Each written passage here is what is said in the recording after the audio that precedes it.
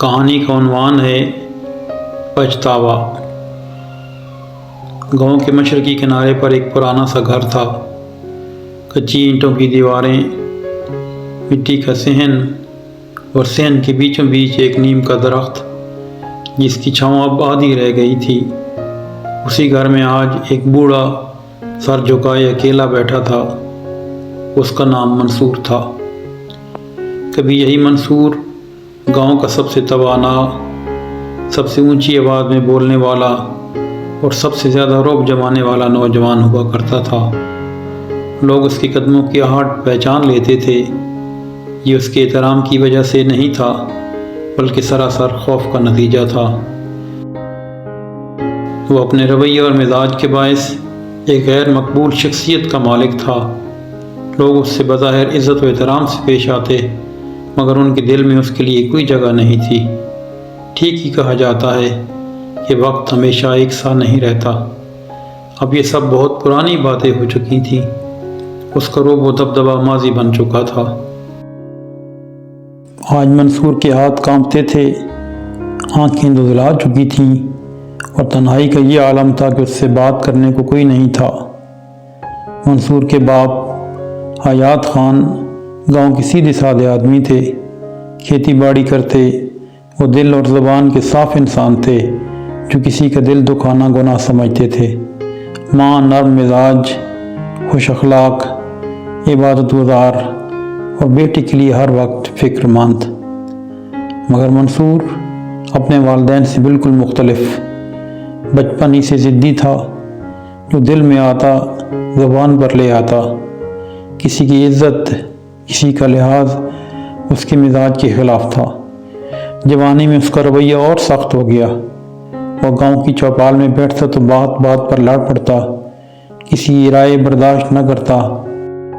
اگر کوئی سمجھاتا تو جواب میں طنز، تضحیک یا گالی دیتا۔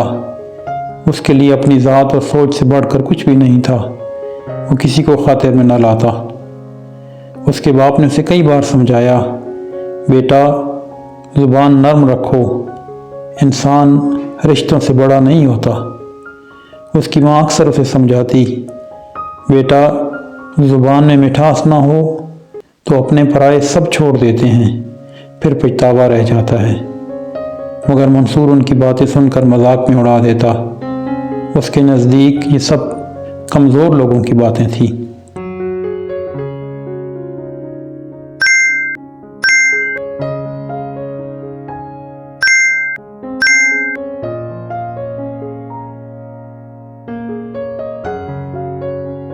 اسی گاؤں میں رحمت دین نام کا ایک کسان رہتا تھا، خاموش، محنتی اور سب کا خیر خواہ۔ ایک دن پانی کے کھالے پر معمولی سی بات پر منصور نے اس کی بے عزتی کر دی۔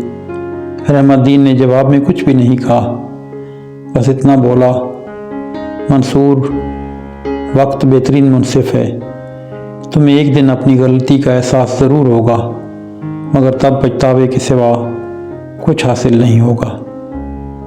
منصور نے اس کی بات پر کہکا لگایا، وقت میرا کیا بگاڑے گا۔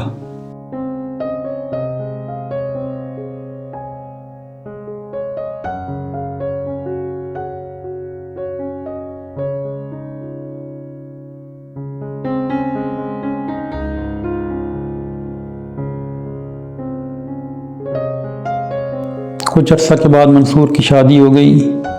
بیوی شریف، صابر اور محبت کرنے والی تھی مگر منصور کا رویہ وہی تلخ، وہی سخت۔ اس کے مزاج کی تلخی اور بے اعتنائی میں کوئی فرق نہ آیا۔ بات بات پر ڈانٹ، ذرا سی بات پر شک۔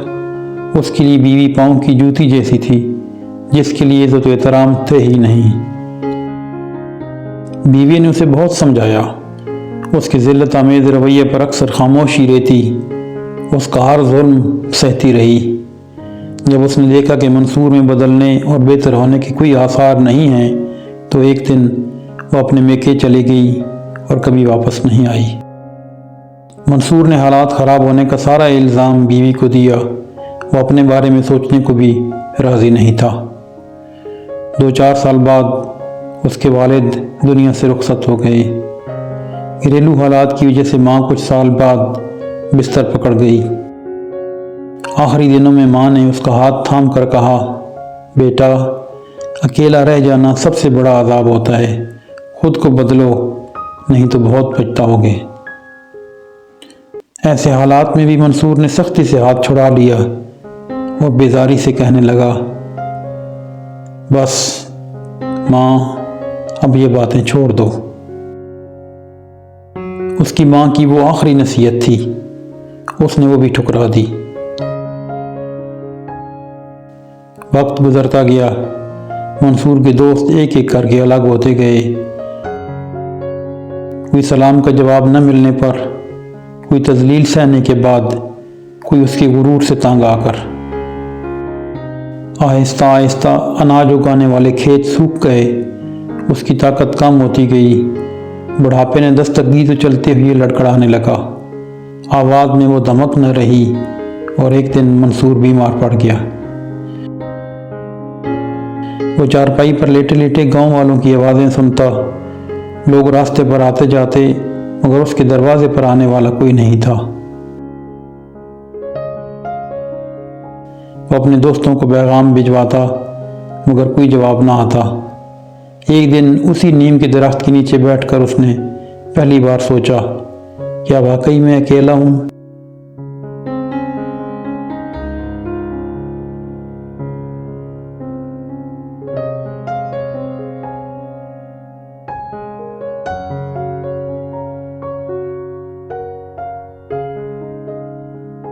اس شام ادھر سے گزرتے ہوئے رحمت دین اس کے دروازے پر آ گیا۔ وہ بوڑھا ہو چکا تھا، مگر آنکھوں میں اب بھی وہی سکون تھا۔ منصور نے جب اسے دیکھا تو برسوں پہلے اس کی کہی بات یاد آ گئی۔ اس کی آنکھوں سے آنسو بہنے لگے۔ رحمت لالا، میں واقعی غلط تھا۔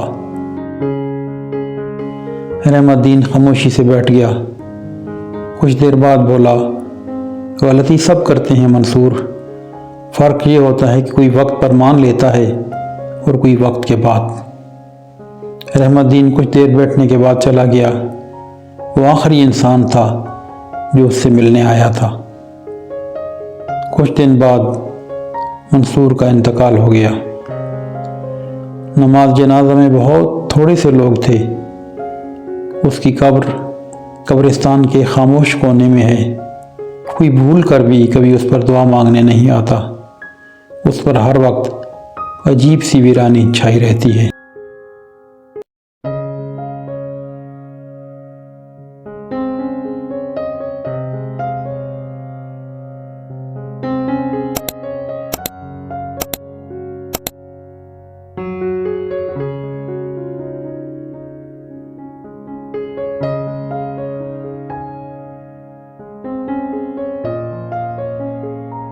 آج بھی گاؤں کے بچے اس نیم کے درخت کے پاس سے گزرتے ہیں۔ بوڑھے انہیں کہتے ہیں، بیٹا، زبان اور رویہ اگر جوانی میں نہ بدلے جائیں تو بڑھاپا صرف پچھتاوا دے جاتا ہے۔ خاموش اور سنسان صحن میں نیم کے پتے خاموشی سے گرتے رہتے ہیں۔